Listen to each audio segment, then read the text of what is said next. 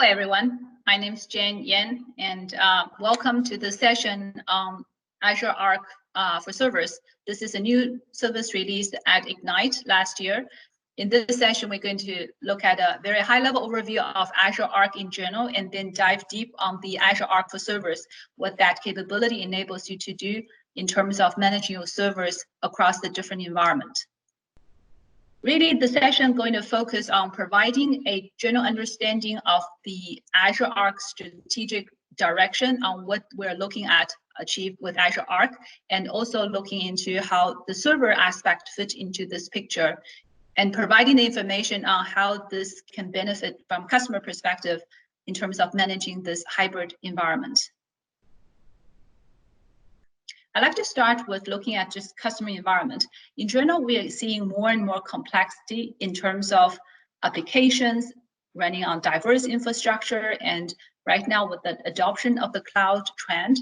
So really, from an admin perspective, they're really looking at more and more complex. From a server perspective, is sprawling into different environment, running on different architectures. From a compliance view, that's really posed a question of like, how do I manage that complex environment? This is really a theme that's recurring with more and more customer engagement. And when we look at how Azure can help to address this problem, really is Azure is really built from ground up to be able to address this complexity, because we have this control plane concept called Azure Resource Manager. And through that control plane, or through that single control plane, we provide customer tools, experiences, consistent experience all through this control plane, so that customer can tag them, organize them, see the inventory from one central place, and most importantly, they can actually apply policies and compliance through the single control plane. And also, most importantly, the security, the permissions, access control is all through this single control plane. Let's take a look at today how Azure actually can manage hybrid environment.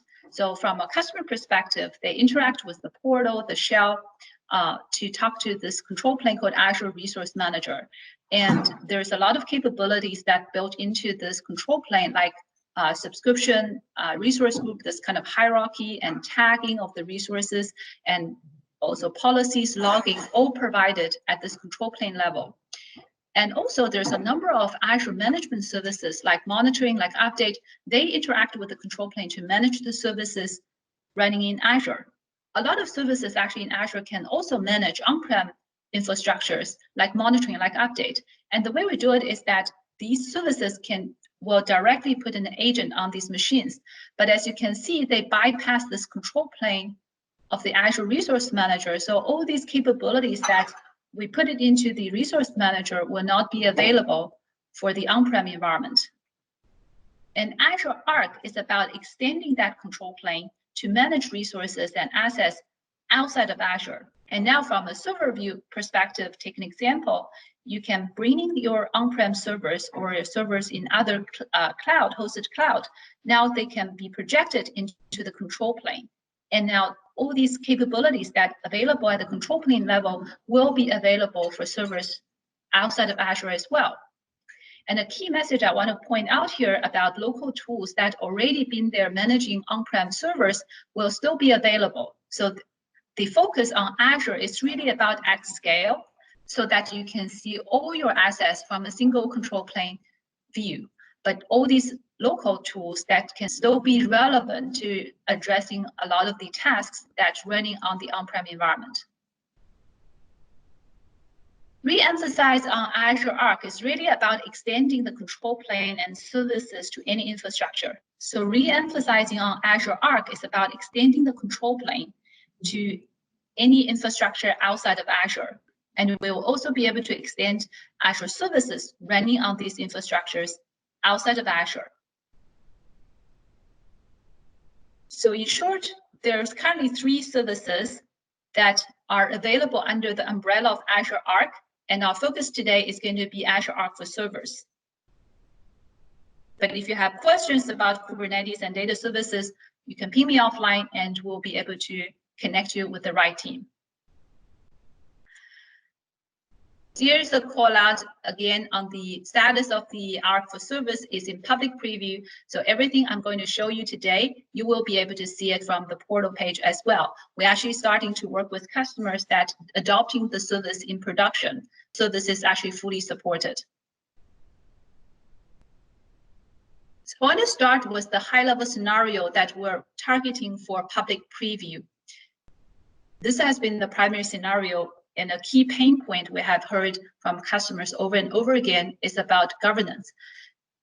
As I mentioned earlier, with the complex environment, server all over the place, really put central IT in a difficult position to track everything, and especially about compliance.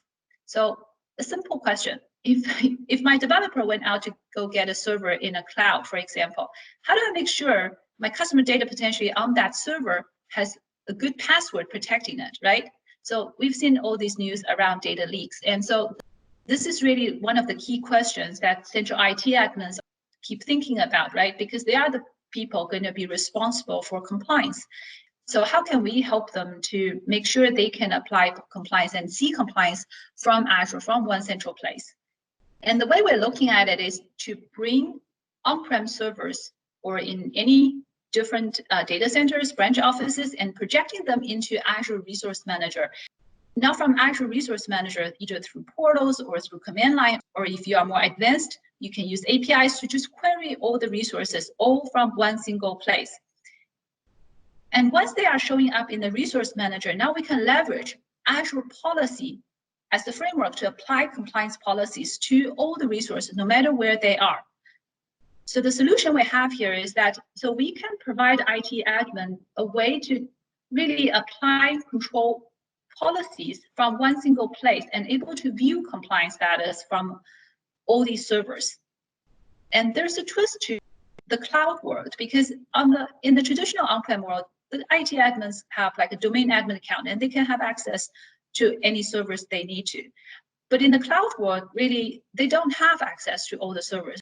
So we want to make sure the server owners at the same time can view and see the compliance status themselves and go remediate. So with that, I'd like to switch into the demo mode and see what we have built today. The primary scenario, since we're talking about policies, so I want to start actually with policies and showing what the customers can do with our built-in policies. One of the things I want to call out here is the category of policies that is especially relevant in managing server. It's called guest configuration policies. Think of guest configuration policies are like the group policies, but you can apply from Azure. And you can apply to servers no matter where they are. Don't have to be domain joined, doesn't have to be run in a specific location. As long as they are present in Azure as a resource, now you can apply these guest configuration policies to those machines. What I'm showing here are the list of built-in policies. So the type here I've listed as built-in. Using guest configuration policies, you can pretty much audit any settings within operating systems or about applications running on that machine. Take a couple of examples. This is like one of those password policies that I mentioned earlier. If you are worried about your users are running servers with customer data on it, now you can actually make sure they have a reasonable strength of password protecting that data. As you can see, there's a bundle of 18 policies together. So there's a number of settings that you can set regarding about the password policies. So you can check, like, say, minimum length, maximum dates, and require certain complexity. So all these things that we bundle together as one policy, so you can just apply this one thing to a defined scope, such as a resource group or subscriptions. So all the servers in that scope will be assessed with this policy. Once the policy has been deployed, now as an IT admin, you can just come to this one place to look at compliance across the board. So as an example, I applied a number of policies. So let's take a look at this one about check certificate going to expire in 30 days. The detail here I want to show is that this list of servers include Azure VMs as well as the machines on-prem, governed by the hybrid compute resource providers. So now you can get all the compliance results from one single place, no matter where the server is located. Another demo I want to show here is really about inventory. So let's take a look at all resources. This shows all the resources that I have access to. Looks like I have a lot of them, so I'm going to filter it by the resource types. So let's say I'm interested only in the server management. I just want to see my machines in Azure as well as outside of Azure through this Arc provider. And now I can see everything from this one view. But of course, it's easier for me now to group them by type. So I can see my Azure virtual machines as well as my Arc machines all through single control plane. And really most interesting scenario here is I can tag all the machines just like any other Azure resources. So one of the common scenario we see customers doing is by tagging these resources for reporting purposes. Now I can do my report and show all the resources for a particular cost center. And another common scenario I've seen customers doing is tagging the resources based on the project type. And so when the project completes, and then they can say, clean up all the resources used for that project. All right, so we look at the central IT management. They can assign policies, they can view compliance. They can also look at all the, from an inventory perspective, see all the resources used for a subscription and able to tag them for different type of reporting purposes. Now let's change the view from the central IT to the server owner view and take a look at how server owners now can look at the policies that are sent by the central IT and go remediate if there's any compliance issues. I have a number of machines that are already connected to Azure through Arc. So let's just take an example of one machine that I have onboarded. And here are just some basic settings or ARM properties that we have exposed just because they are a regular ARM resources.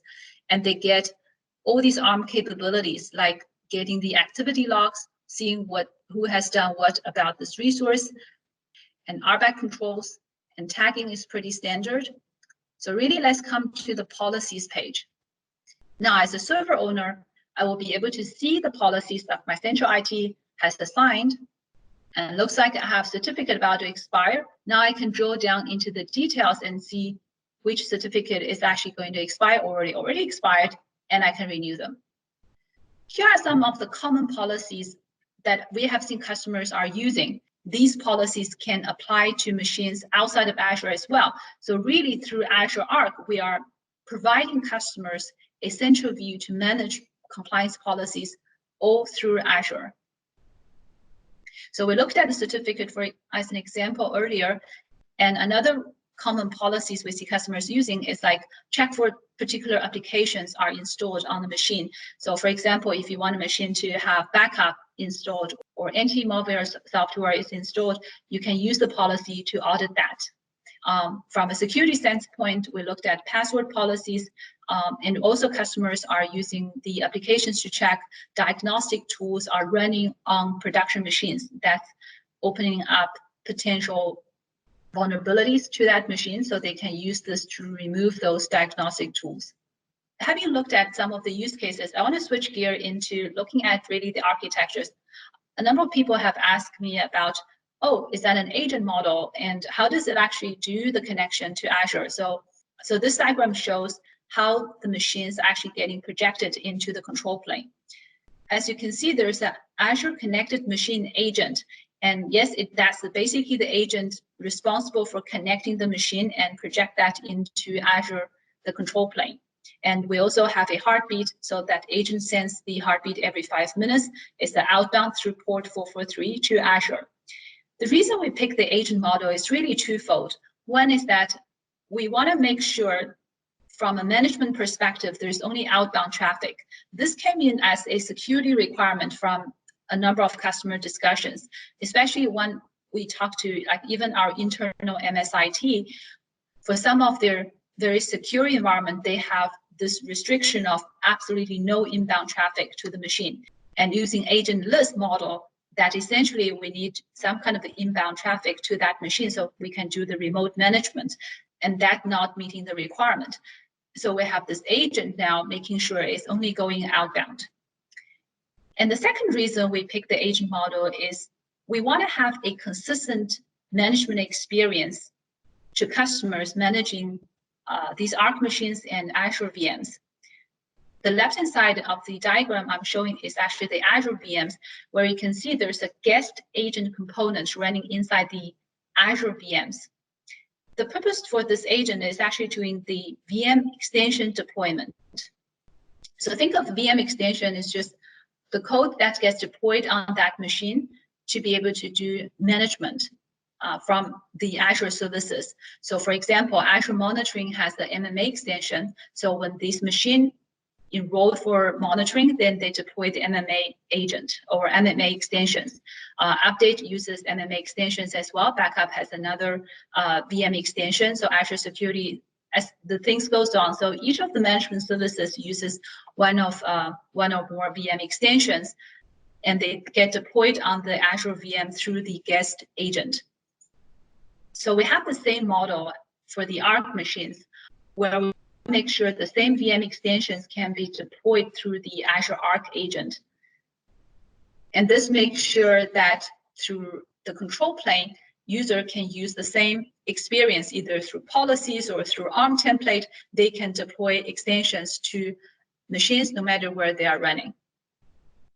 This is a closed-up view of showing the differences between the guest agent and the Azure Connected Machine agent. So for Azure VMs, the guest agent is primarily focused on managing the life cycle of that extension. So they can deploy, enable, disable, or update the extensions.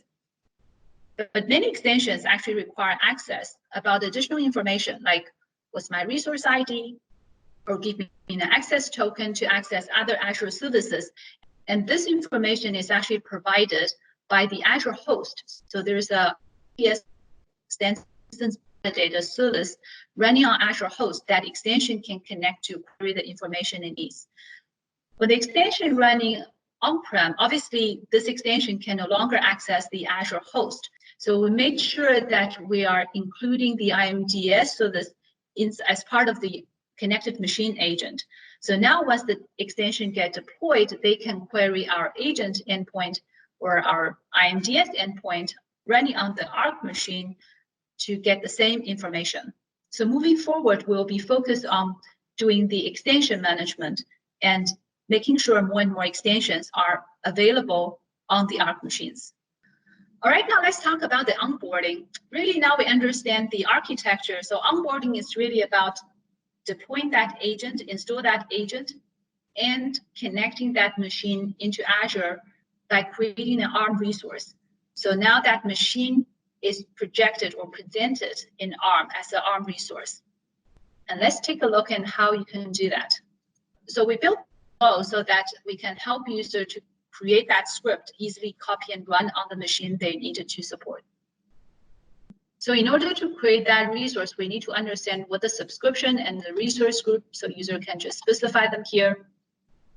And here's the region where our Azure service is running. And so this, we don't actually gather the compute data running on the machine, but we do gather the machine metadata like the operating system, the host name, the version, so that we can project that as a resource property. And in terms of the Linux distros that we support, we started with Ubuntu, and now we added the SUSE, Red Hat, and CentOS support as well. We know in many environments that customers wanted to put the servers behind a proxy server. So in this case, the Arc agent does need to have a connection to the Azure services. If the server is behind a proxy server, then they need to enter the proxy server URLs here. So the agent can connect through the proxy server to Azure. This is a page where you just enter the tagging for the resource. It's a standard Azure ARM feature. And this is a script that customer can take it and run it on the machine itself to do the actual onboarding. And let's switch over to look at how the script can run on the machine. All right, so I copied the script here on the machine itself. I actually did the download of the agent and install the agent. And I just now need to actually create the resource. So it gets a projection into Azure. Add a -v so we can see the output. Looks like we create the resource in Azure successfully, and now we're getting the identity to this machine. And looks like it takes a couple of tries. And now we successfully retrieve the MSI search. So this is actually one important piece, is that in future communication between the agent and service, and we will continue to use the MSI search to communicate with the server, with the service in Azure. And that's it. So we're done on the server, and now let's go to the portal page and see how the resource is getting created from the portal perspective. So let's go to the portal page and do a quick refresh.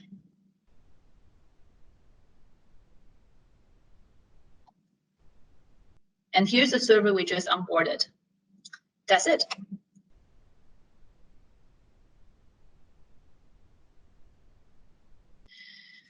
So here's a quick recap on what we talked about. Through Azure Arc, we really see Azure has been the central place where customers can manage all their inventory. So in the server case, they can look at Windows Server, Linux Server, physical, virtual, and no matter where the server is running, can be in private data center, can be in other hosted cloud, doesn't have to be domain joined, and you can see them from Azure no matter where they are. And the primary scenario here we're enabling with the public preview is about governance. So we have a lot of built-in guest configuration policies that customers can already using, like the baseline, like the security policies, like the password policies, certificate policies we have seen in the demo. And these policies can apply to servers either in Azure or running outside of Azure.